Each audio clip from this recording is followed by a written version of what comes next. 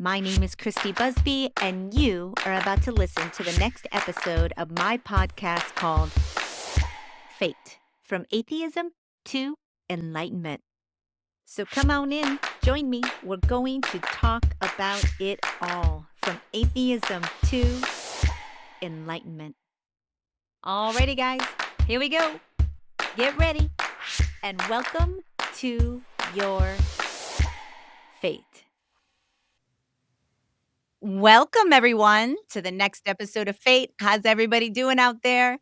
On today's show, I have retired English professor, poet, and author of the new book, Paranormal Perspectives, Where the Spirit Led, My Improbable Journey into the Coming Age and What I Learned.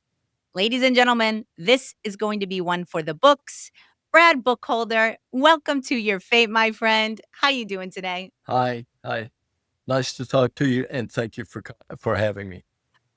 Thank you for coming on the show. You have such a fantastical story that I'm very excited to get into. And I always like to, we're going to get into the book and everything that it has to offer, but I really do like to start with everyone's personal journey as to how they got here and what their experiences was spiritually. So, can we start with your own personal journey into your spiritual evolution? You talk in the book about being somewhat of an empath or an intuitive, or you had some spidey senses and saw some things from the time you were very young. So let's start there. Okay. I would say that I never thought there was anything unusual in my experience until I met a certain trance channel and the spirit that she channeled. I was in my mid-40s by then. But Oh, even wow. even as a kid, though, when I was a very small boy, I talked to what I believe was a ghost who actually approached me, spoke to me, asked me a question that I was not prepared to answer because I was so small. I was on my tricycle. I turned around to look at my mother, who was hanging laundry on the line. This was back in the 50s. And I turned immediately back around to look at this man, and he was gone. He didn't have time to even to run out of sight. But I was a kid. I just accepted that. I thought, wow, that was weird, and didn't think anything more about it until years later when I realized that my mother had kept talking about this man who walks around the corner of the house, and I thought she was talking about an optical illusion. But by the time I was in high school, I started wondering about that, and so I asked her to describe the man, and it was the very same man I had spoken to. Years later, I learned that he was my great uncle, who had Oh, once no. lived in that house. Yeah, he had died before That- I was born. That's amazing. So you always had a predisposition, shall I say, to being able to pick up on other energies. Wouldn't you say that was the case? Well, I certainly did on that day, and other than that, I don't know. I can't. It's hard to compare your experience in life with someone else's. So Yes. I Yes. suspect a lot of us have experiences like that. Some of us don't talk about them. I've I never been mean, bashful about it. you also talk in the book about how you were on a bike and the bike took this like crazy turn that had Mhm. it not taken that turn, you would have likely lost your life that Yeah, day. And when I read that, I was like, "Oh, he had an angelic intervention that day that saved him." I That's what did. it. I did. Yeah, Yeah. yeah. It was a motorcycle. I was 24 Oh, it years was a old, motorcycle. and a car just didn't see me coming, and it pulled out from a stop sign. I did not have time to stop. Really, I didn't. I'd been riding a bike for several years, and I knew I couldn't stop. I slammed on the brakes. But what happened was the motorcycle, when it was no more than 3 or 4 feet from that car, it just made a 90-degree turn and took me up the side street that the car had come out of. That that's not consistent with the laws of physics. And I must tell you that I got off that bike, sat on the curb for a long time, very shaken, and there was nothing I could do but thank God, because I knew that I had been spared.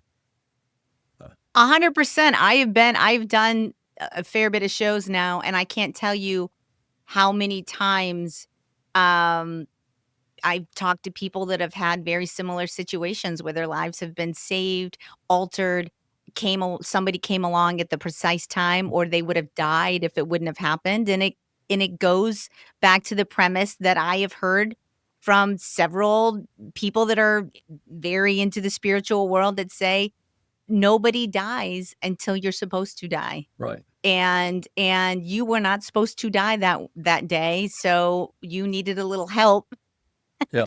to overcome that certain situation you had found yourselves in. You know, we have free will. We can do whatever we want. And on that day, you were on your motorcycle trucking along, but you were not meant to go anywhere that day, so you had a little help. So that Right. is such a mild nothing burger story compared to what we are about to, like, get into with what has transpired in your life. That's like peanuts compared to what we're gonna really be getting into.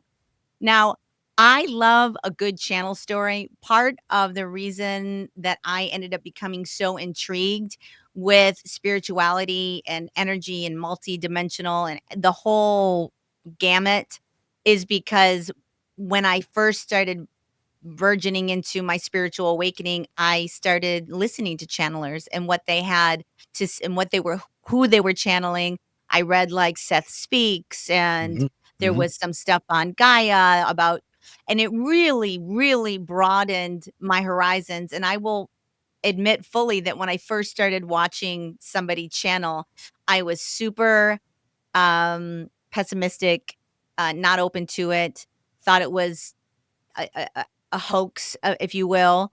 And the more and more I learn about spiritual laws, what we're doing here, who we are, the more all of that stuff that I learned in the very beginning of my own awakening rings true, rings. So, why don't you tell us the beginning of how you came across this entity that you called Raymoth, Hmm. and you describe this entity as a God-oriented spirit that was channeled through this woman named Yvonne, who Hmm. eventually became your wife. Right. So why don't we start let's start at the beginning and tell your story. It's fascinating. Okay. I was, uh, this was in the 1990s. I was, I was divorced. I got into a relationship with a woman, and it was intense and painful. And now that I look back on it, it's hard to define what was so painful about it, except I think that there was some sort of mutual uh, lack of trust between us somehow. And what it came from, I didn't know. All I knew was that I wanted this woman very, very badly. And she was elusive. Um, I saw her all the time. I talked to her every day. We went out several times a week. It wasn't, uh, but there was some barrier between us. And I was pretty hurt by that. I actually went to a counselor for a while. Uh, and then one of my colleagues where I taught, I had been seeing a trance channel. And she said, you maybe you really ought to go and talk to this person. So I set up an appointment, and uh, had no idea that I was meeting my future wife. I was going to her for advice about a relationship with yet another woman. Yeah. But yeah, from the very beginning, I knew that the spirit Raymoth was something extraordinary. He began talking to me about God. He talked to me about Jesus. And he brought up this subject. Uh, he talked about reincarnation, and he told me all sorts of things about my past that certainly this woman sitting in front of me couldn't have known. and some things that really nobody knew. You know, they were just between myself and me as far Yeah. as I knew. But he understood all this stuff, and he let me know that yeah, I was having trouble in this relationship, and it was due to a past relationship with the same woman, different life. Could he tell me about it? He said, no, not yet. That I was going to have to uncover some things first. So uh, Yvonne came into town. She lived in a different city. She came into town once every 2 weeks. So I booked another appointment with her for 2 weeks later. Um, at that point, I found out what the uh, what the situation was. Here I was now. Uh, you identified me as a poet, and I do write poetry. But if you look up a list of American poets, I don't think you're going to find my name on the list. I'm not a widely published poet. I'm not. Uh, in that respect, I'd say I'm not an accomplished poet. But on the other hand, I'm an educated poet. I went through 2 graduate creative writing programs studying poetry. I've been a practicing poet for over 50 years. I have won some awards. I have published in some magazines and so forth. And I've taught several hundred people to write poetry, so I know something about it. And the truth is that this woman knew me as a poet, and uh,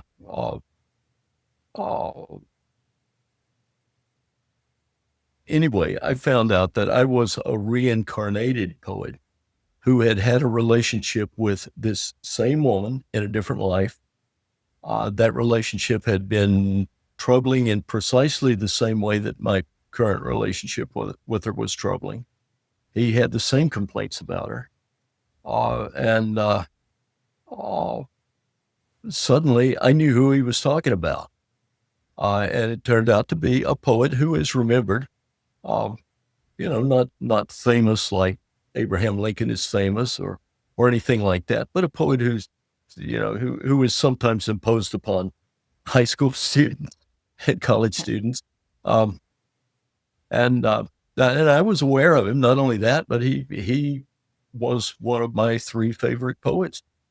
And so I was aware of the situation that he had with that particular woman. So I began asking some questions, and finally we got down to was she? And I named the woman, and Raymoth said yes. And so I knew who I was in a past life. It was the most, what shall I say? It was one of the most emotional experiences in my life. I mean, I completely broke down emotionally. I was weeping like like a baby, uh, because because something that had been dammed up inside me had been released. Something that was in my Yeah. soul but not in my Yep. mind was suddenly not just in my soul; it was in my mind now. It was a huge experience, and I also think maybe you became so emotional because when your soul hears something true, you yep, have emotional yep, response to it. precisely, precisely, and I've known, and all of the other discoveries I've made, most of them came along with a similar, uh, uh, Reaction. yeah, a reaction, not quite Yeah. as powerful, but similar. Um, so if I wanted to, I could probably name 20 past lives that I'm aware of, and apparently there might be hundreds that I'm not aware of. And some of those lives, I was a simple person. I was a farmer. I was a soldier in the American Civil War. Um, I I was a carpenter, I'm told, in one life, and I traveled with a caravan in a life many years ago with elephants and camels.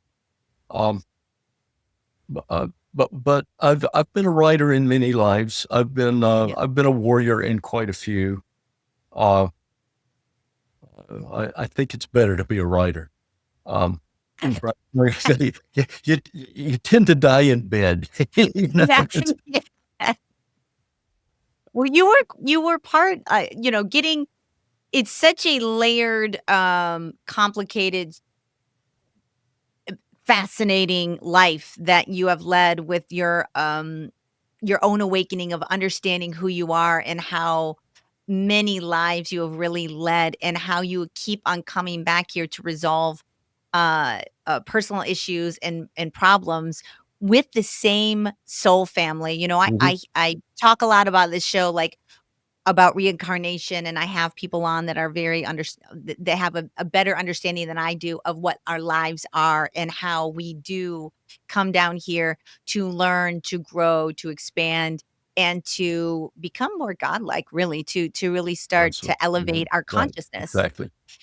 But let's get into Yvonne's ability to. Did you channel Raymoth, or was it always Yvonne? It has always been Yvonne. Okay. And Raymoth started coming through to her, I believe, 8 years before I met her. Okay. And Okay. she was, in fact, she had an earlier marriage to a clinical psychologist Oh, who interesting. actually supported her channeling and helped her understand what was happening and understand that it was a rare phenomenon, but it was a phenomenon. It was not mental illness. It was a gift. And Yes. so Raymoth himself encouraged Yvonne to start having meetings, and he encouraged her to charge some money for those meetings. Now, I can tell you for sure, Yvonne could be the world's foremost channel. She could be the world's most famous channel. She could be the world's wealthiest channel right now today if she wanted to be. But I believe she would lose her gift if she commercialized it. And she believes that too. She didn't want to charge people at all, but Raymond said, if you don't charge them, they're not going to think it's worth anything. Yeah. And Yeah. so she started taking appointments like I had, but she also had group meetings.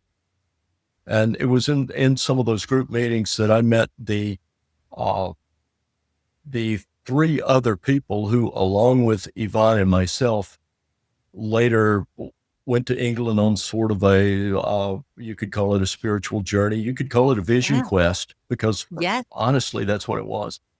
Um,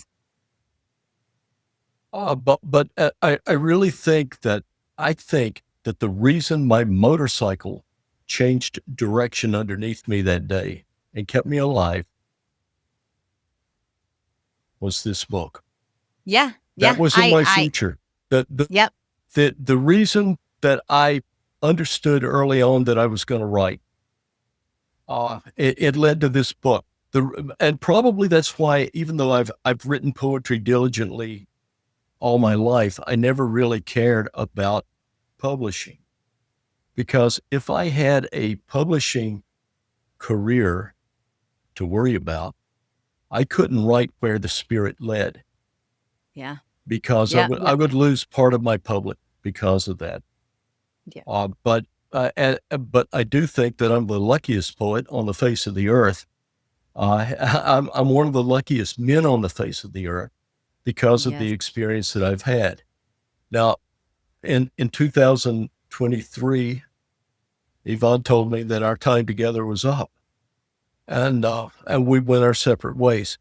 I came to realize eventually that was preordained too, Yes. because with the life that the two of us had, I was not really on a trajectory to write the book, even though Raymoth had told me back in the '90s that I had a book to write, and and where the spirit led is that book. He now tells me I have a second book to write, but he hasn't told me much about that yet. But anyway, So you still see Yvonne on a oh regular yeah, yeah, basis we're in we're the we're, two we're of very you? close friends. Yeah, yeah, Good. yeah. There's never been any animosity between us.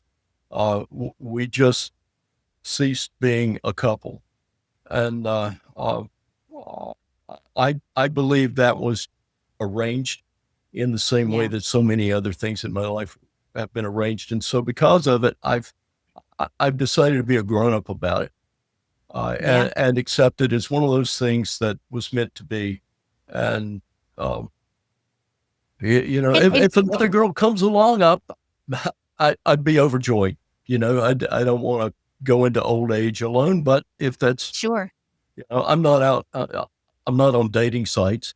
Uh, you know, I Oh guess god, no. God, will- Oh god, no. I No. mean, what would I say? Weird guy, weird guy looking for weird woman.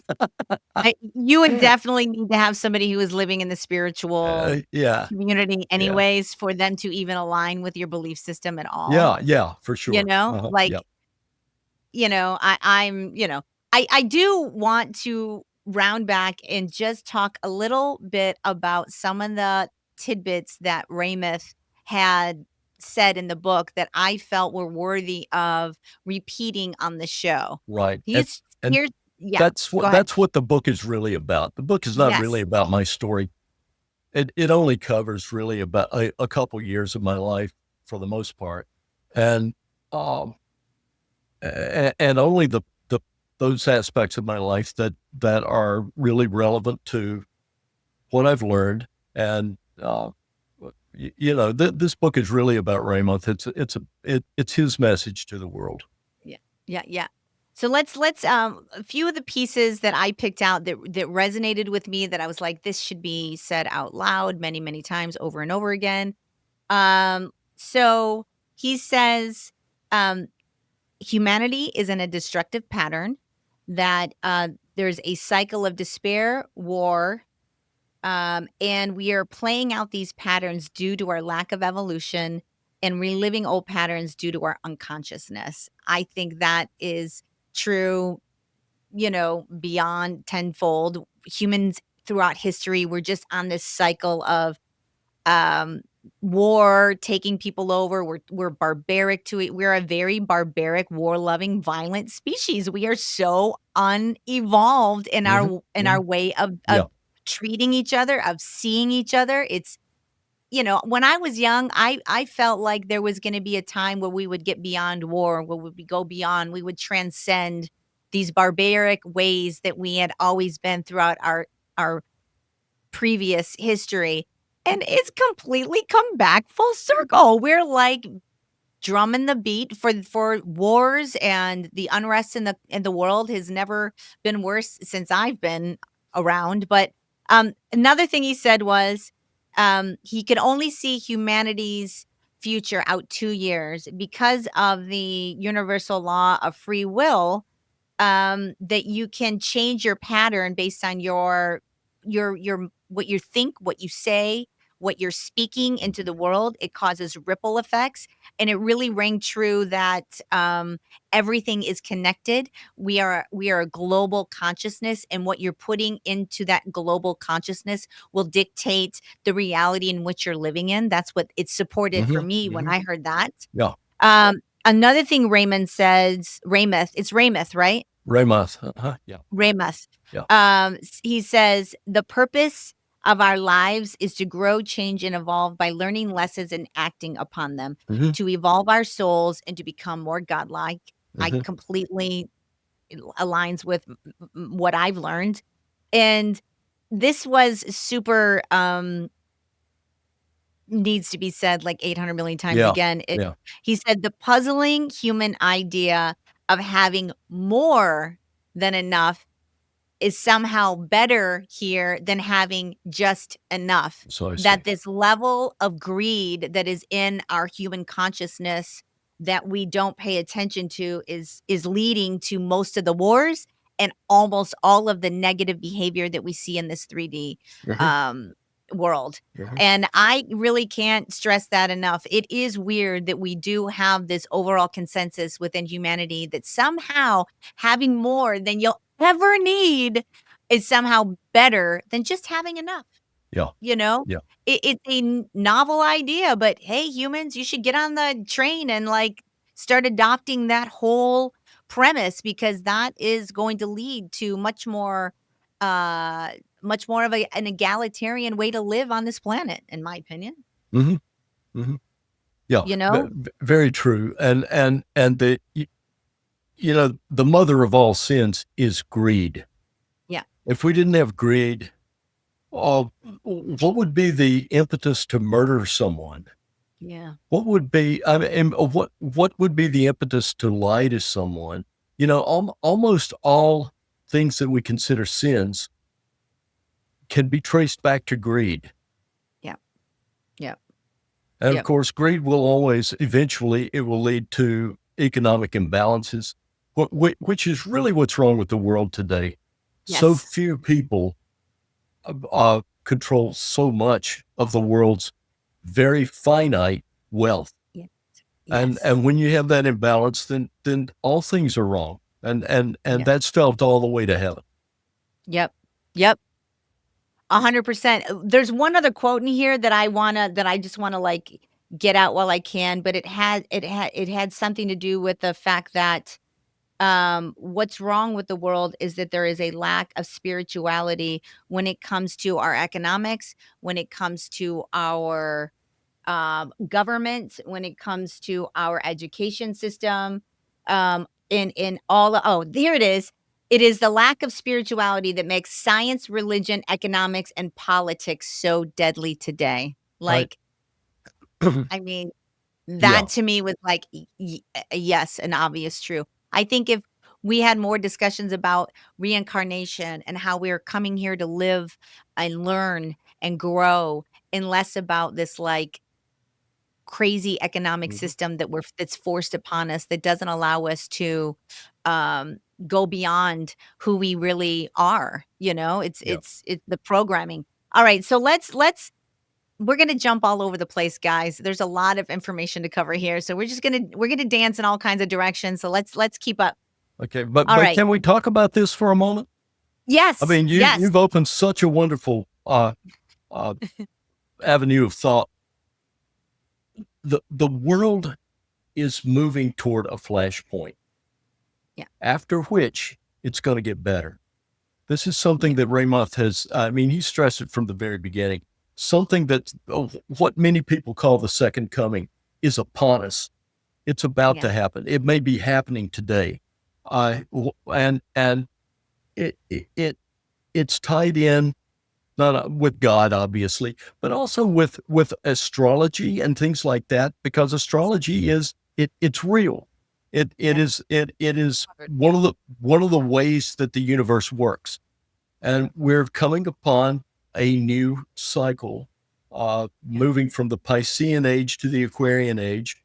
We can expect the Christ energy to return to the earth because it returns to the earth every time we move from one age to another. Why? I don't know. Uh, I don't know that. There's too much to know, and and 100. and one person can learn only so much. And also, I can get only so much information from Raymoth at a time because he's very recently, just in the past few days, he said to me, "You cannot digest truth if you bite off more of it than you can chew at one time." We get truth in little bits. Yeah.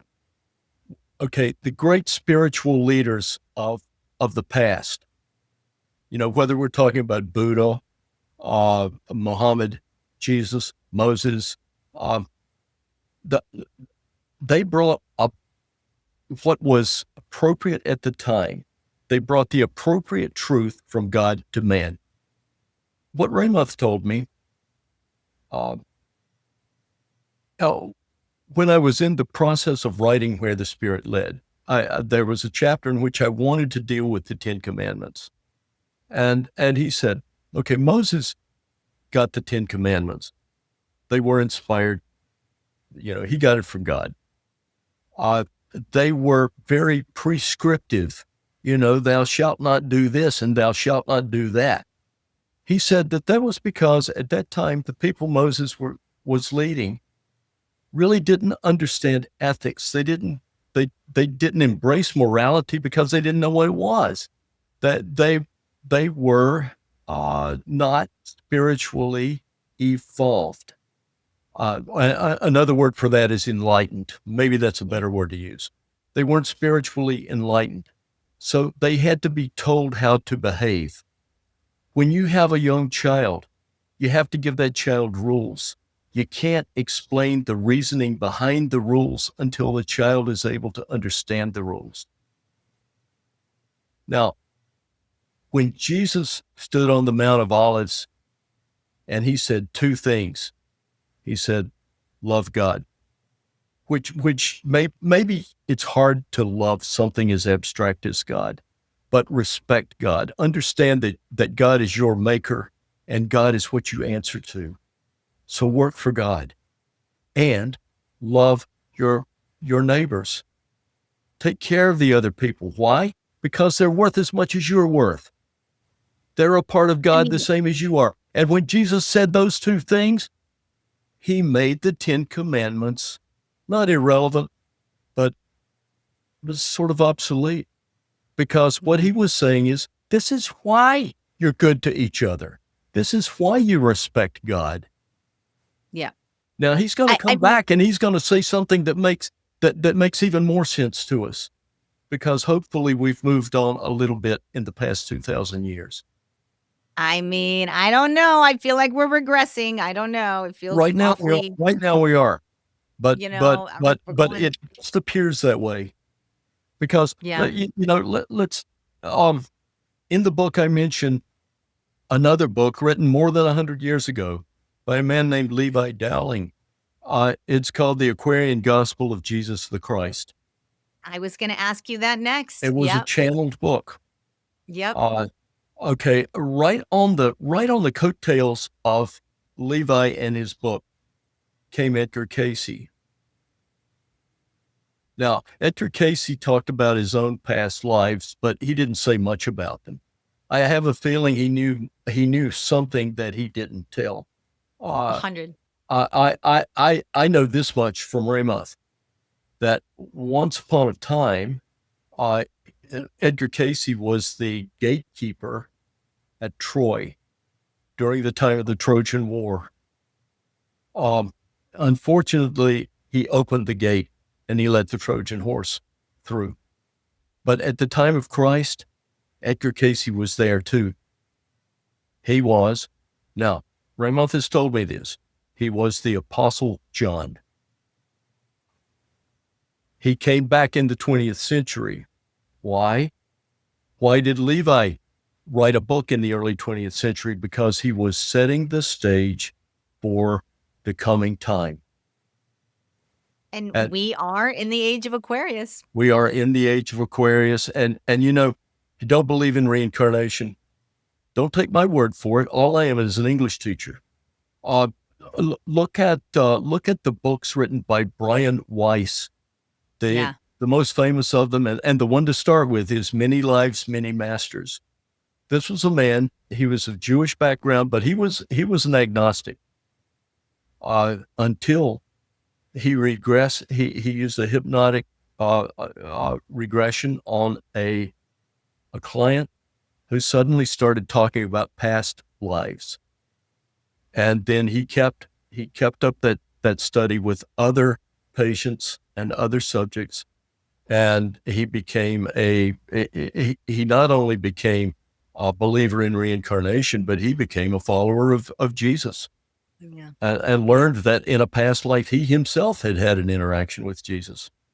Then there's another a psychiatrist named Michael Newton, who wrote a book called Journey Yeah. of Souls.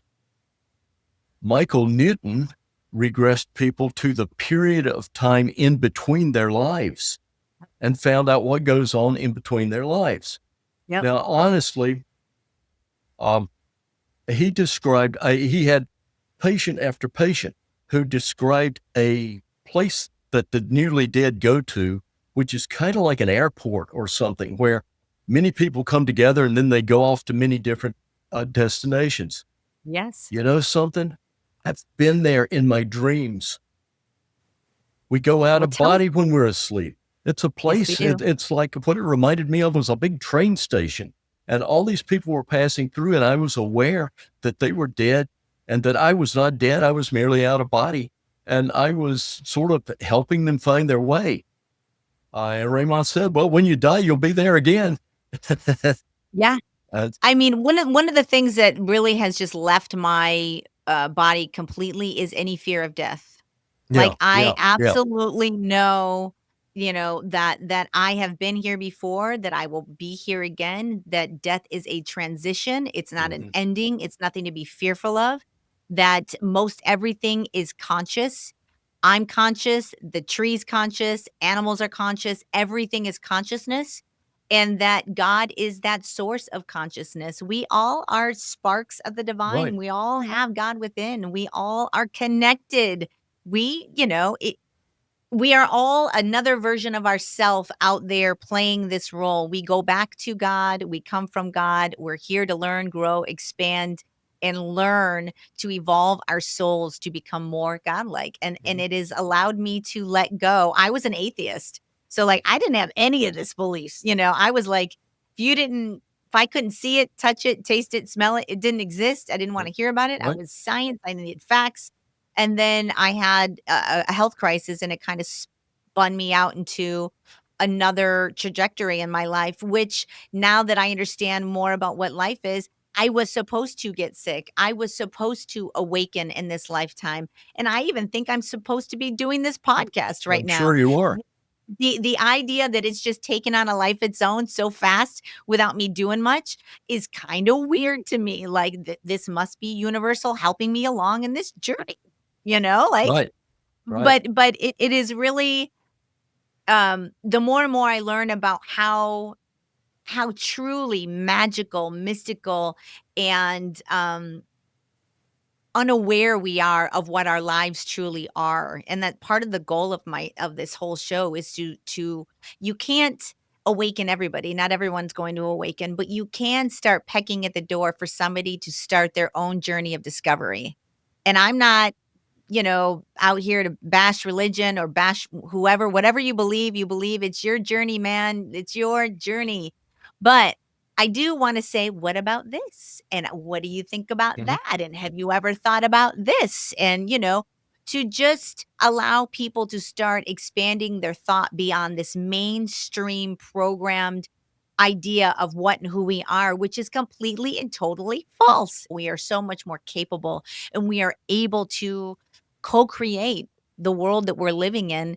But channeling to me is something that is been so informative, that like Mhm. even the little bits of information that we get from Raymoth, in your book, it's Yeah. like I eat that stuff up because um those are nuggets of truth that you're not going to find anywhere else out there. Yeah. Yeah. Well, it's some of the pushback that I've gotten from family members, casual acquaintances, and people like that who have some inkling of what I'm into. Um, they say, "Well, yeah, but this reincarnation stuff. I mean, I don't believe in that. It's not part of my religion. It was supposed to be. Jesus Yes. taught reincarnation. It was church leaders who took it out of religion. Uh, the truth is that more than half of the people on the face of the earth do believe in religion. I'm sorry, said the wrong word. Do believe in Reincarnation. reincarnation. Uh, the and I've pretty much believed in it since I was maybe a teenager. It just made more sense. Uh, but I do think that when the big change comes, and it's coming this century, those people who embrace that change are also going to understand that they are they are reincarnated souls. They probably will reincarnate more in the future, and it is easy to get in touch with your past lives. All you have to Yeah. do is go to a hypnotherapist and ask for a past life regression. Yep. And also, if there's one thing that I would like people to come away from where the spirit led with, it's the understanding And this is a tough understanding for people. It took me a long time to make this separation. God exists. People who say they are atheists, most of the time, are simply non-religionists. Yeah. Religion and God are two separate things. God made man, but man made religion. Yep. And if you can separate the two, if you can work directly for God and not for religion, if you can start saying the most important thing in my life is God instead of the most important thing in my life is my faith, because faith Yep. is always an illusion. Yep. Ultimately, God is not. God's the one thing that is real. And if we search for truth, it will inevitably lead us toward God. I agree. And I have said many times on this show, I grew up in a kind of oppressive church experience and I pushed away from it, and which is really what led me to Yeah, become an atheist in the first place. right. Um, but I have said a million times that I don't feel like religion has brought us here to spread love, joy, and harmony. It's here to control us. It fills us with fear. It fills us with guilt. We feel unworthy. Nobody feels like they have a direct connection to their God. They have to go through a priest or a preacher or an elder or something that's somewhat closer to God. And there's all these crazy rules and there's all this made up stuff that was man made that even Raymoth says, people will start getting religion right if they just take the best parts of each Yeah. religion and use and put those into practice and leave everything else on the table. Just walk away from it. Everything else is Hmm. man-made. It's meant to Yeah. control you. It's not meant to bring you closer to God or who you are. So, let's get in a little bit about let's round back on the Aquarian Gospel book because I want to tell people what Jesus's real life was. Isn't that the book where it goes into Jesus's education that he got Hmm. through his Yeah. travels as Yeah. a child, Yeah. which you never hear about in the Bible, that he really was a mystic. He was really learning about how the reality works and what it is, and he was trying to tell people like, "Hey, be like me. I am Christ-like. I am the way.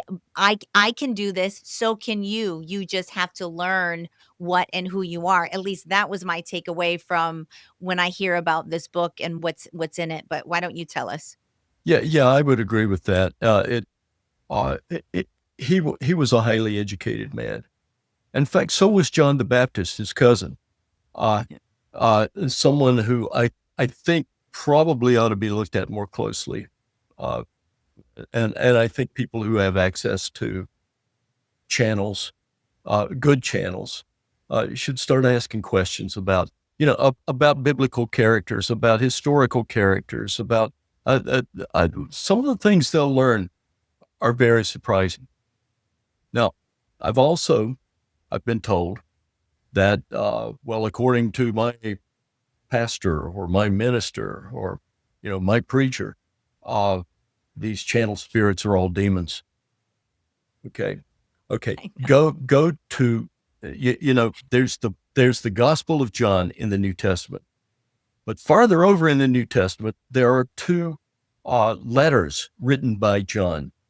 Go to his first letter, turn to chapter 4, and read the first part of chapter 4 of John's first letter. He says that whenever you are dealing with inspired speech, that means channeled speech.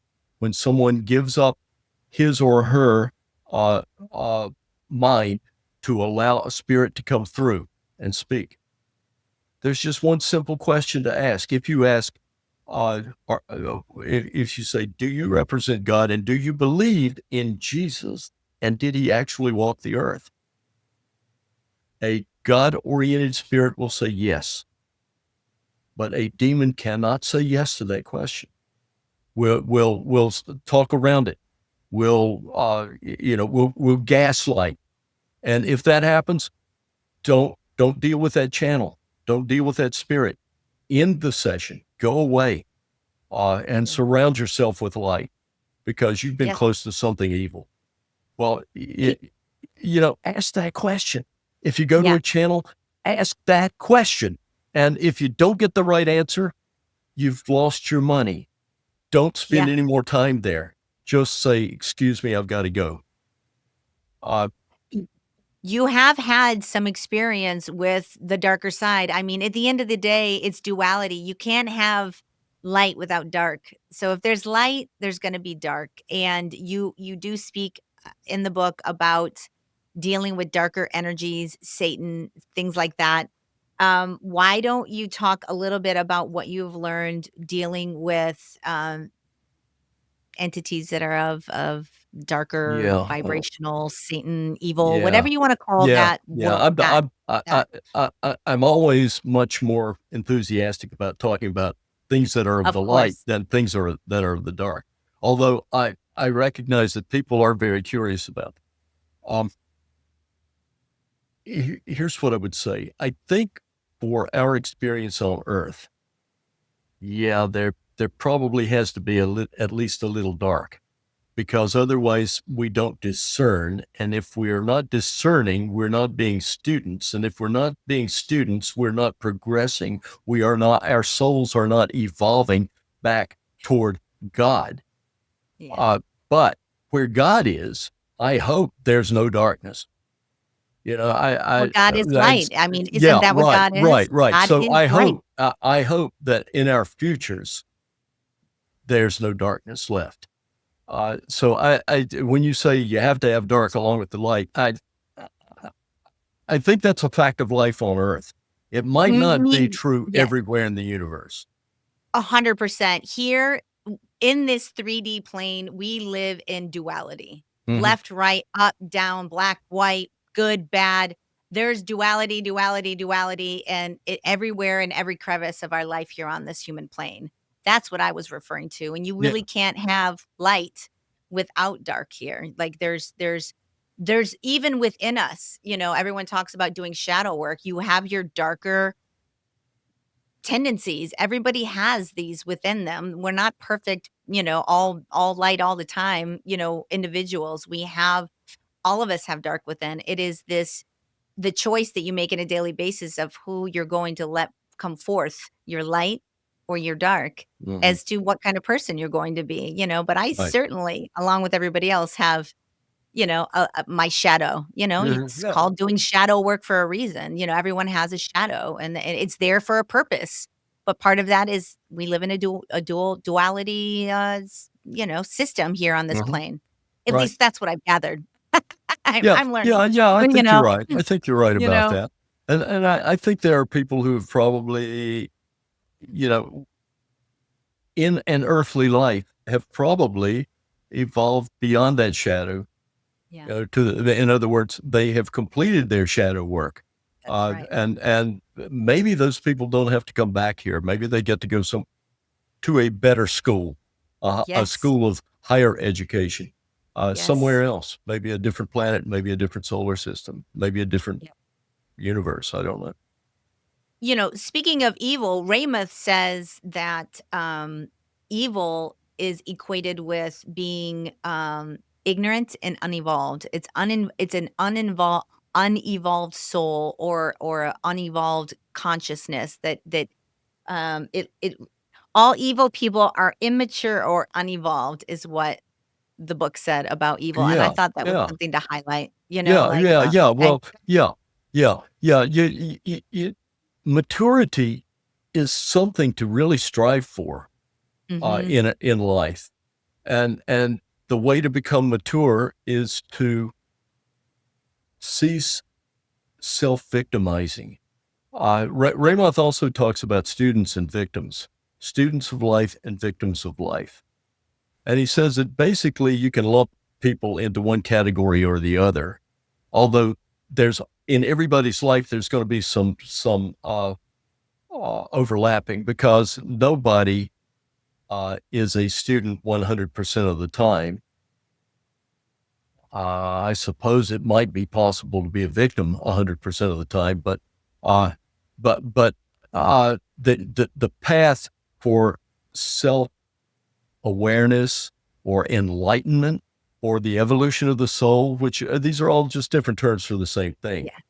That path is to be a student of life. A student of life will make mistakes and will probably suffer consequences for those mistakes.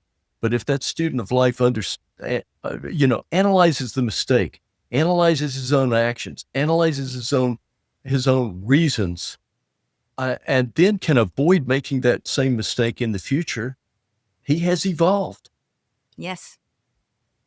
I say it all the time on this show that we need to start analyzing what we're thinking, how we're feeling. Why am I Yeah, feeling that? What is this supposed to be teaching me? Am I supposed to be learning something here?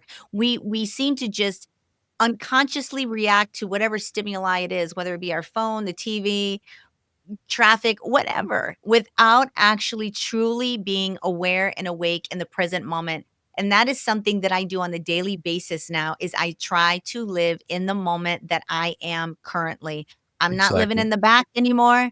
I'm not living in the rear view mirror and I'm not worried about the future. I'm living right here and I stay present and I keep very close attention to how I'm vibrating, what I'm thinking, what I'm Hmm. telling myself. And all those things help you advance on your journey of spiritual awareness and who you are, Yeah, yeah, yeah. you And, know? and in that respect, you might be doing a better job than I'm doing, because from the very beginning, Raymoth has told me that I've been told many things and I chose to believe them. He believes that, in my own journey through life, I am held back by things from the past that really aren't relevant anymore. That old truths are weighing me down. Uh, and I've tried to work on that, and I can see some differences between myself now and myself 30 years ago when I first came to Raymoth. Yeah. But yeah, he's right. When we fall into the old habits of the past, we Yeah. are allowing ourselves to be victimized again by the same things that victimized us in the past. And Yep. as he says, the purpose of life is to grow and evolve. Yeah. I mean, and a lot of that growth can sometimes be super painful. Like growth isn't, sometimes going to be the most joyous experience that you have. Like it's hard work, it's practice, it's going through traumatic experiences that are starting to make you wake up to think beyond what you have previously in your life. It's shaking you awake. It's like questioning everything. It's starting from scratch. At least that's how it was for me, and it continues to be for me. I'm still learning, I'm growing, and I'm starting to understand more and more about, uh, what we're all doing here, what this 3D plane is, the fact that we keep coming back here and, you know, you coming back here with the same soul family, having experience after experience that aligns with your previous lives in the most too magnificent not to be true kind of Mhm. tale that you've had in your life, like, it's so out there that it has to be true, if that makes Yeah. sense, you know? It's remarkable, and every single time I have the conversations like this, I'm just blown away at how perfect our lives are and what it is trying to teach us and what we're supposed to be accomplishing, like, from what I understand, they say that every time you come down here, you know what you're coming down here for. You know what you're supposed to learn in this lifetime. You're going down here with the same people interacting just with, oh, you're going to be my mom in this lifetime, and I'm going to be the son. And in the next lifetime, I'm going to be your uncle. And it is just so much more complex than you ever would think it than what we're taught, than Mhm. what I don't think we know what and who we are. We just don't. You say it's complex, and I guess it is, but it's also very simple too, Yeah. because once you know it, you can understand your life. I Yes. mean, by knowing my past lives, I know who I am in a way that Yeah. I would have never known before. And I think that that's going to be uh, the rule rather than the exception in the not too distant future. I think people are going to start remembering their past lives, and if they don't remember them, they're going to start wondering about them and finding out, because it's not as hard to find out. as you think it is. It does take an open mind though, and I think that is the biggest barrier to the discovery of who you are, is being able to digest new information. And when you belong to a religious organization that tells you it channels are the devil, or that they're just telling you that to get you off your path to God, or they are, I mean, I was never succumb to the religious programming that's out there, but so many people have religious trauma in their lives Yeah, from yeah. from Oh, the yeah. fear and the unworthiness and the guilt and the shame and all of these unnecessary emotions that religion feeds you and tells you, you know, you're unworthy. And a lot of people, including people in my own family, have trauma from their religious indoctrination. And that, I think, is probably the hardest thing to break free from, is to be able to think for It's yourself. There is no reason that you're the listening to somebody else for your own salvation, if 'cause for y lack of a better word. yeah. Yeah, well, the as I said before, it took me decades to separate the idea of God from the idea of religion. Yes. And the truth is that they don't have that much to do with one another. Religion is something that man created in order to satisfy his desire to organize everything. And God will not be organized.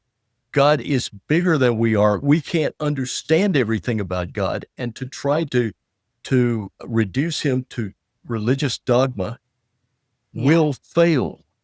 And uh, and I'll tell you something else too. It's dangerous to accept money Mm. for the purpose of trying to bring people to God. Yeah. I You know, mean, it's a racket, right? It's a total well, racket. "Give me your money and I'll get you into heaven." Like, that is just yeah, a racket in itself. oh yeah, yeah. You see that all the time. I've seen it on television.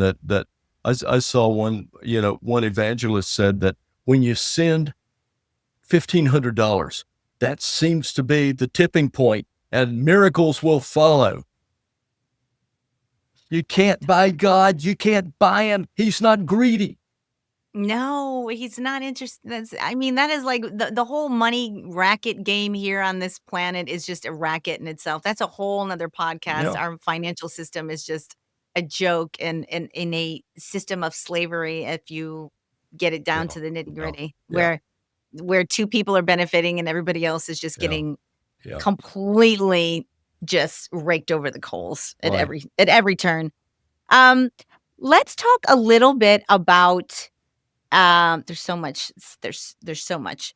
Let's talk about some of the people that are, like, famous that Raymoth has said were reincarnated. Like, you talk about George Washington and Roosevelt, and then after that, I wanna get into some alien talk. We're literally just clicked over an hour, so, like, let's talk a little bit about Raymoth, what has Raymoth told you about your lives and, other people's walk-ins, all that stuff, and then we'll get into aliens, and then we'll die with the aliens. Okay. Okay. Well, it's very common for people to reincarnate within their own families. So I mentioned that had been a soldier in the American Civil War. That man was my. I hope I get enough greats in here. He was my great great great uncle. He died young. Interestingly, I got to spend 20 years or so living on the farm that he left to go to war. So you see, that was my karma. I got to come back and finish farming that land that he didn't get to come back to. Um, Things like that will happen. People sometimes people in positions of leadership will be in leadership again. For instance, George Washington uh, came back as a general who fought in the Civil War. Uh, he uh, he returned as Franklin Roosevelt. Uh, there are other, and before that, he had been Robert the Bruce. George Washington had been. Um, he uh, had had lives going, back into biblical times, and was actually someone mentioned in the Old Testament. But I don't feel comfortable talking about that. I know George Washington today. He's a friend of mine. He's not wealthy. He's not he's not a leader, uh, but he is a very contemplative and spiritual individual. Um, I've known quite a few writers. Let's take William Shakespeare, for instance. He had been Homer. He had been Quintus of Smyrna. He had been Virgil. He was Luke, the who wrote the Gospel according to Luke. He Yeah. was he was the Italian Renaissance poet Dante. He was Shakespeare. And since that, I'm not 100% sure that that he is fully reincarnated. Although there are people who have aspects of him, and and that's something else that we probably don't have time to talk about today. But Yeah, we I could mean, spend an hour talking about yes, soul aspects. Yeah, yes, and how that's a whole 'nother layer of yeah. a box of goodies that we need to uncover and I have that it's actually is one of my questions, but that is another turn for another time. Yeah, yeah. And incidentally, to go along with that, I said that George Washington became FDR. But the young FDR was a different soul. That there's something called a walkout and a walk in. Yeah, When FDR got really sick in about 1920, and that's when he became crippled, there was a soul exchange. The soul who had been in that body left. The George Washington soul came in because that was the soul that could lead us through the Depression, yeah. lead us through World War II. If this information would have been the first time I've ever heard somebody reference a walk-in soul or anything like that of that, I would it is such a, n hard to Mhm. accept concept. Yeah, You just are like, "That is a load of shit. I don't know what you're talking about." Like, that's your initial reaction, and it was my initial reaction, and it's only until you start hearing the same information from different people, whether it be a channeler or somebody who has deep knowledge of, ancient text or whatever, that you start hearing the same exact concepts through a thread through every single like spiritual discussion when it comes to human souls or reincarnation or how the system works or whatever you want to say. So it's hard to understand. I'm sure if somebody who's just listening to this stuff for the first time is like, Get out of here." But I am telling you, these are concepts that are a part of who we are, what we are, mhm, and the sooner we start recognizing them, talking about them, learning more about them, and making them more of a mainstream kind of discussion, the more that we're going to completely transform humans as we know them because they're gonna understand what and who they are. yeah, yeah, yeah, yeah, yeah.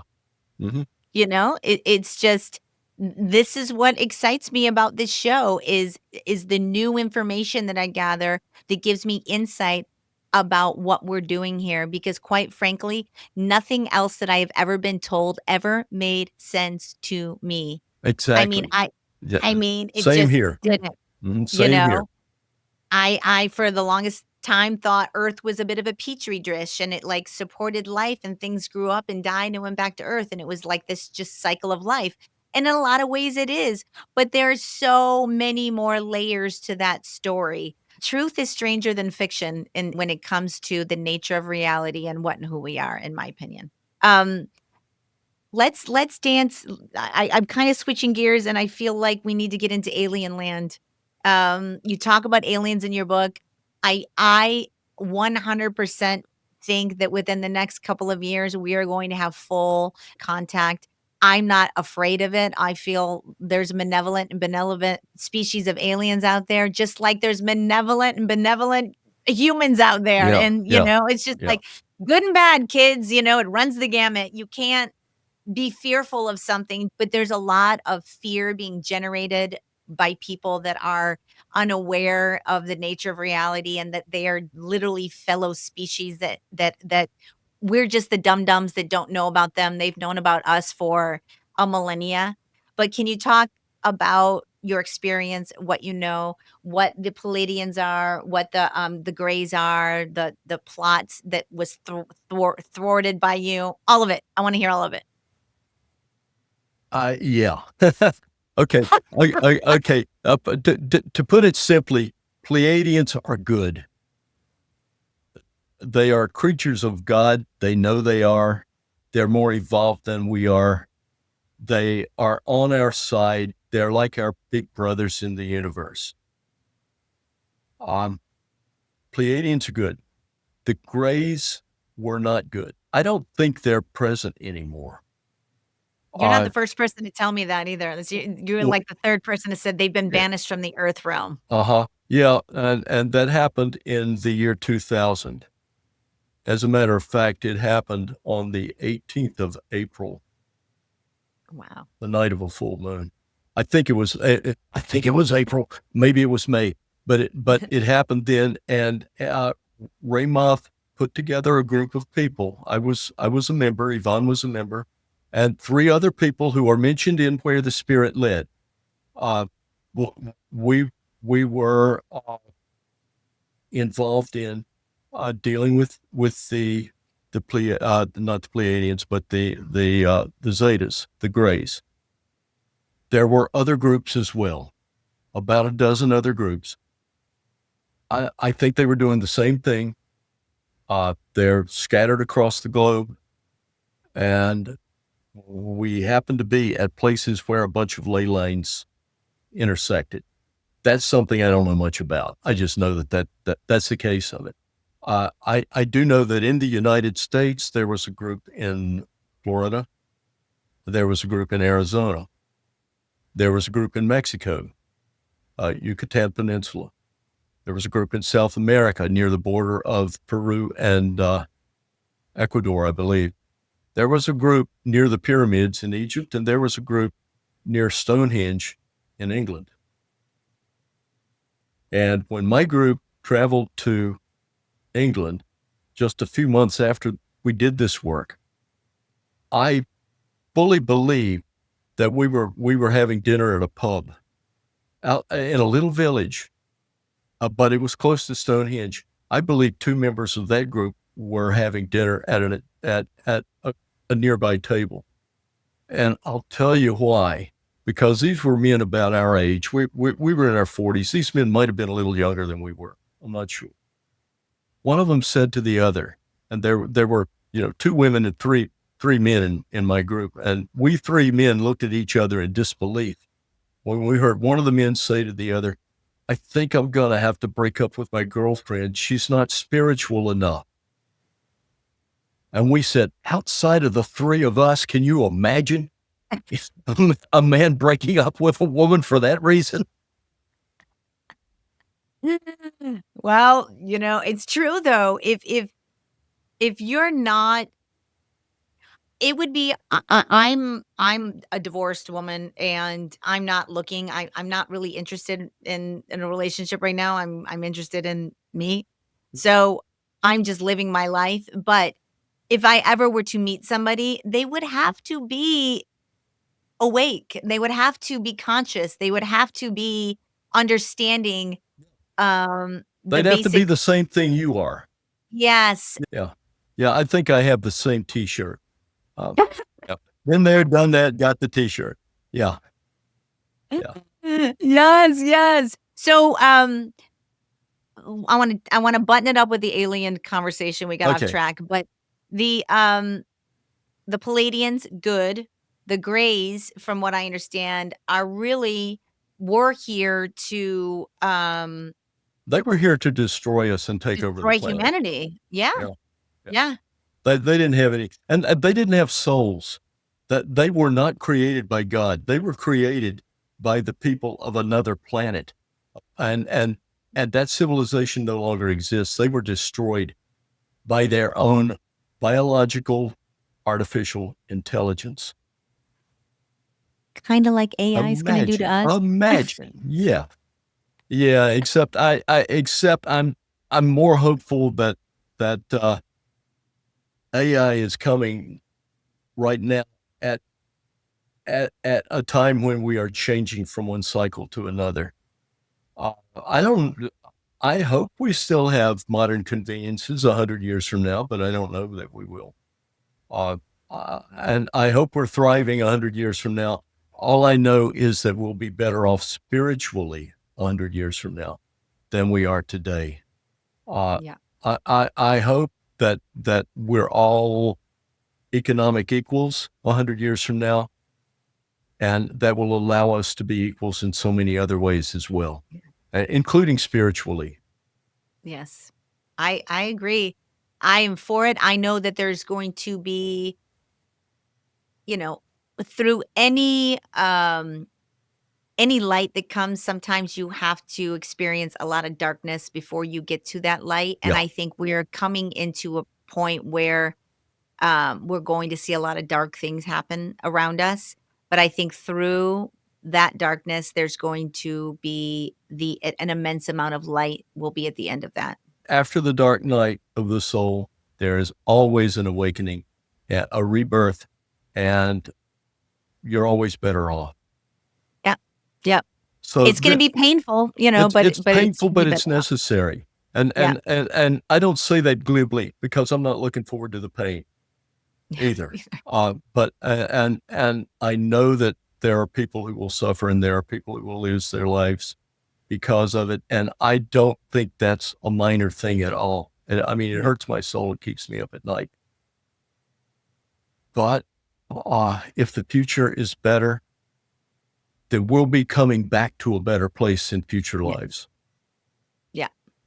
I mean, I kinda think, that we're at a stage. I don't know if you have ever read any Dolores Cannon's work, but she is a Uh, past life regressionist, yeah, yeah. hypnotist, and she what she always talks about is the fact that the earth is going to do a split, and that the people that have raised their vibration, that have done their work, that have stepped into who we are, that have become enlightened and expanded their consciousness, that are vibrating at a level which will take them into the 5D dimension. And Mhm. then you're going to have a world that stays in that lower vibration of greed, war, despair, shame, guilt, violence, and that those that earth will still exist, and that 5D and 3D won't. We will be vibrating at such different frequencies that we will no longer be able to acknowledge or see each other. Like, I don't know if that's the That case, that but that that's what she keeps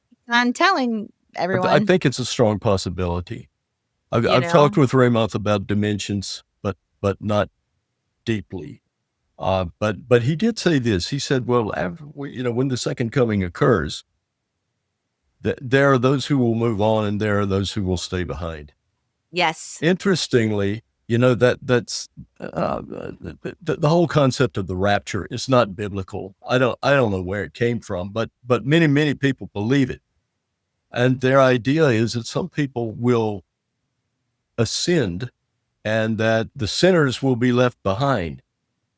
Um, I mean, well, I don't know if it's maybe. I mean, sinners. we're all sinners. I mean, Yeah, I mean, I nobody's don't. perfect, but you're just saying it a different way. That Yes, will raise our vibrations, raise our vibration. which I'm told is what Jesus did when he disappeared from crowds several times Exactly. when the authorities were trying to lay their hands on him and suddenly he wasn't there anymore. He raised his Yes. vibrations and simply moved into another dimension for a while. Yes. I mean, I firmly believe that Jesus here Christ consciousness was what he was trying to tell us. He never had a church. Yeah, He never said, "Go to yeah, church." He was basically like, "Look what I can do. yeah, This is who yeah, we are. Be like me. Look, yeah. you know, love your brother, love your neighbor, feed the poor. We're all connected. Right. I am you. You are me." And he knew he went to all the great mystery schools. He learned about ancient hermetic things and like Mhm. mysticism, and he was one of the great teachers that we've had that have come to the 3D plane. Buddha, Right, Muhammad, right. all of them were great masters of the universe and in their own right. I mean, it's just, it's time to allow people to start stepping into a new paradigm and understanding what and who we are here. And it's stranger than fiction, which is why people need to go and pick up your book. I That's mean, true. That's true. they need Yeah. to go and pick up your book and read it. It is a fantastical story. It is filled with truisms, that you should embrace, learn, and replicate in your own life. And your life story is like they should make a movie out of it. Like, we didn't even really get into, like, the nitty-gritty of the Camelot and the prior lives and the Right. arc you guys made and, the, battling the Greys and how you were able to take them out and thwart their whole thing here on Earth. So, I mean, Well, we had a lot of help. we yes, Yeah. yes, yes, yes. But it was just a remarkable story. You do say in the book, um, "I am willing to take a polygraph. My Oh, friends are willing to take absolutely, a yeah. polygraph." And you do speak of the, hesitancy to come out and talk about your story, knowing that you would lose friends and family in your Mhm. lives based on their own beliefs. So, why don't you talk a little bit about being that person that's speaking a lot of truth and what the impact that does have around humans around you that aren't there, they're not open enough, they're not aware enough to understand what you're even saying to them. Yeah. Oh, well, I believe I have some friends and some relatives who are paying me the absolute greatest compliment I've ever had. They think I am a good enough fiction writer to have written this book. I I I am not a good enough writer to write Where the Spirit Led. And if you want proof, uh, hey, I've got a novel I just finished. I'll send it to you. You can tell I'm not that good a fiction writer. I, but I mean, what do you say to the naysayers? What do you say? Do you just at the end of the day, I guess you just have to let them have their journey because I, not everyone is going to be open to it. It's just life. for the most part, we're very polite to each other. You Yeah. know, they don't. No one has called me a liar to my face yet. Uh, but uh, we don't, typically don't discuss the matter. Ye I have my private life, and then there's this other life that doesn't intrude on it. Uh, I find lots of times when I'm with a group of people, I can't talk about the things they're talking about. If their discussion is their investments and so on, I can tell you right now, I don't have any investments. I have less now than I had 2 years ago. I live in basically a one-room apartment right now. I've got a Yeah. car. I've got, just what I can fit here. I've given up almost everything, and I don't miss it a bit. I don't. I mean, And I have friends who could buy and sell me 100 times 10 times over. over. I Yeah, don't yeah, yeah. I don't envy them at all. The burden of ownership is it's onerous. I I mean, don't want it. the greatest life gift you could give somebody is to make them understand that having an egregious amount of money is never going to fill you up or make you happy. It is just going to make you want more of the same emptiness, thinking it's going to fill you up. It's not. It is not. We have been hoodwinked We have been completely tricked into thinking that we need all of this stuff, all of this money, all of these gadgets, all of whatever. And that is a lose-lose Yeah. game of Yeah. never going to fill you up, man. It's just but no one's gonna be able to learn that until you get to that level. Not that I've ever been at that level, but I've also been super not materialistic my whole life. Like, Yeah. Yeah. I don't own a designer bag. I don't own designer shit. Like, I don't understand why people pay outrageous amounts of money for a label when they make it overseas for, like, $1 and then they just sell it back to you for an egregious like, it's a racket. It's like a status symbol for to make them their egos feel good. It's a game, it's a Yeah. racket, it means nothing. I don't understand it, and I never have, but it's real. Like, people love their closets full of shoes and their bags and their 10,000 square foot homes and their yachts, and it's a never-ending game of needing more and more and more to fill you up to make you feel good. It's just a vapid, soulless life, man. I don't Yeah. know. Yeah. I'm sure they think that they're having the time of their lives for, but then eventually it catches up to you. You It's a slow burn maybe, you but can't it'll take it with you. sure can't. You Can't sure take it can't take with it you. with you. You know, Mm-mm. Edgar Casey said that at the time that the European settlers came to North America, the Native Americans were the most spiritual people on the face of the earth. And in many of their civilizations, a person's value was not measured by how much he had, but how much he gave away. That's right. That's Yeah. right. Think of that. I mean, I think that the tribal Indian nations, that were here before we were here, w really is closest to Yeah. how we're supposed to be Yeah. living. Yeah. That is Right. the closest to how we're meant to be living closer to nature. We're meant to be living, as more of a living with the land, through the land. We communed with nature. We are supposed to be of that ilk, and instead, we've just destroyed nature. We've destroyed our connection to it. And I think it's a lot of reasons why you have so many people like unhappiness is because we are so disconnected Mhm. from what we're supposed to be connected to, which is the earth, which is our connection to everything here. I mean, we are supposed to be living entirely different than the way we live on the planet. Let's just say that. We're Yeah. just Oh, yeah, it's that's sad. true. That's true. It's sad.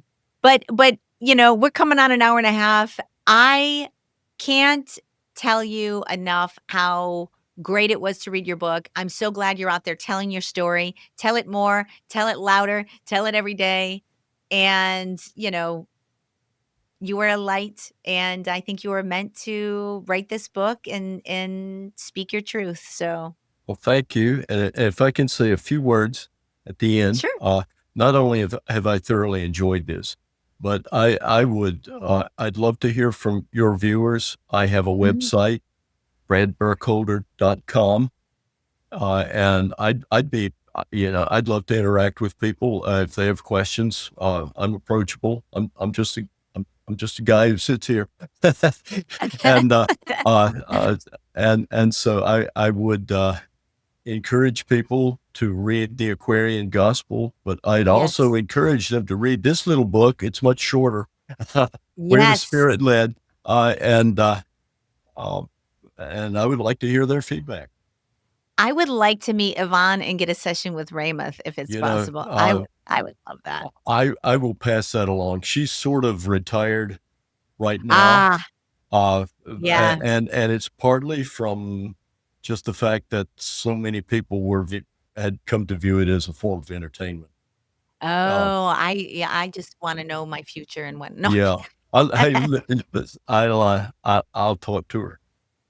I'll I mean, talk to her, and it would be I'll get in fascinating or touch my with you. I'll let you know I what she would love says. that. I mean, or my past life, any of it, any knowledge that could be given me through Raymoth Yvonne is would be delightful, and I would love to hear it. So, I'll just put that out in the universe. I'm putting it out there. I think you'd be the perfect person for it. Let's put it out there and see if it happens. We'll do that. We will Um, do that. Thank you so much for your time today. I had a really lovely conversation with you. Come back anytime. We can talk about walk-ins and soul retrieval. We didn't even talk about your That's soul right. That's retrieval. right. That's another thing we Yeah, didn't talk we need about. to talk about that. Yeah. That is huge. Mhm. So, take 2, we'll do it in the future, let's Okay, stay in great. contact, and, with that, gang, thank you for coming on board, Brad. We'll see you next week on Fate from Atheism to Enlightenment. Journey well, everyone. Bye-bye. Thank you. And that is a wrap on this episode of Fate from Atheism to Enlightenment. I mean, I know I jumped around a lot and we covered a lot of topics in this episode. It was a lot. There was so much going on in this book that it was hard for me to even touch on everything, all the little bits of morsels you could chew on to have a discussion around in this book. Spirit retrieval, we didn't get to, walk in souls, aspects of the soul, who he really was in prior lives. Like, he was some very famous people. Like, it was too tall of a tale not to be true. How many T's can you fit in there, huh?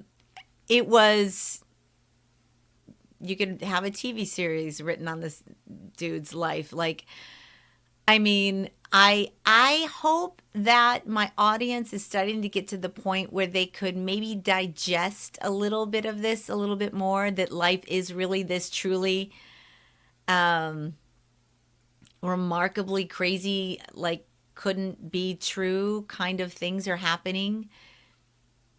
I mean, the more I learn about past lives, what happens when we die, the spiritual laws of the universe, dash in some aliens. It's like, I don't know. It's getting a little crazy, and it's completely transformed my life. I really do live in the now. Like, I don't worry about what happened 10 years ago anymore, or what I did 2 days ago even. I live here.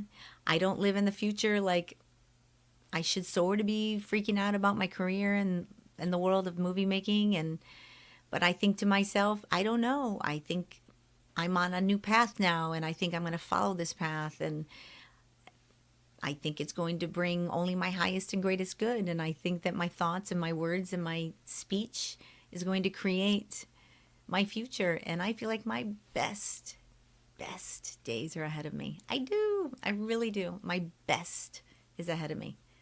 So, the hearing these kinds of stories and talking about this kind of information, it fills me with not cynicism but curiosity. It fills me with excitement that it could be so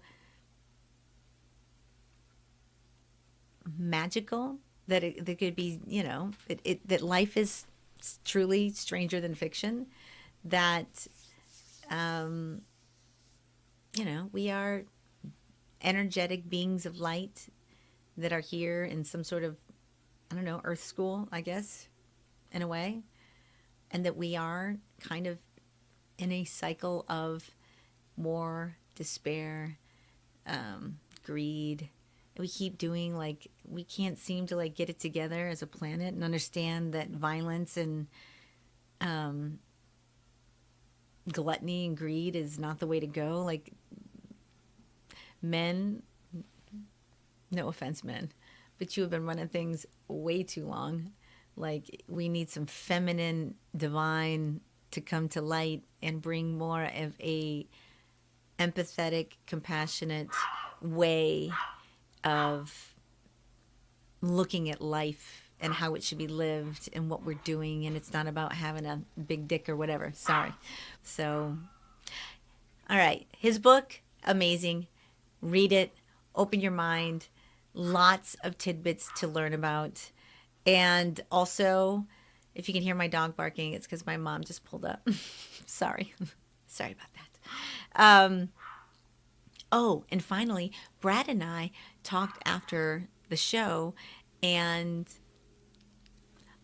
he said maybe possibly in the future there was going to be a potential for possibly something to happen with Raymoth and maybe Yvonne, maybe. And if that happens, I will be over the moon with like gratitude and joy that I'm even getting that opportunity. Like, and who knows what we'll learn, but I'll do it on the show. It'll be amazing. With that, folks, thank you for watching another episode of the Fate podcast. Pick up the book, learn a little, expand your mind. It's pretty deep. You're going into the rabbit hole. Come on, it's just fine. It's fine. Come on. Welcome to your fate, everyone. I'll see you later. Bye.